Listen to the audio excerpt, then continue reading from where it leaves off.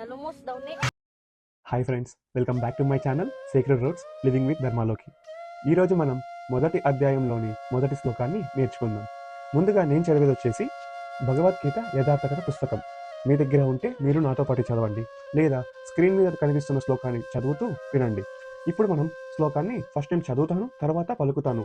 మీరు చదివినప్పుడు విని మళ్ళీ నాతో పాటు పలకండి. ధృతరాష్ట్ర ఉవాచ ధర్మక్షేత్రే కురుక్షేత్రే సమవేత యుయుస్తవః మామకం పాండవైశ్చైవ కిమకూర్వత సంజయ. ఇప్పుడు పలుకుతాను. ధర్మక్షేత్రే కురుక్షేత్రే సమవేత యుయుస్తవః మామకం పాండవశ్చైవ కిమకూర్వత సంజయ.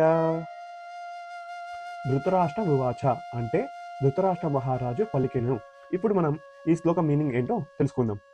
ధృతరాష్ట్ర మహారాజు ఇలా పలికాడు: ఓ సంజయ, ధర్మభూమి అయిన కురుక్షేత్రంలో యుద్ధం చేయాలనే కోరికతో కలిసి ఉన్న నా కుమారులు మరియు పాండవులు ఏమి చేస్తున్నారు అని అర్థం.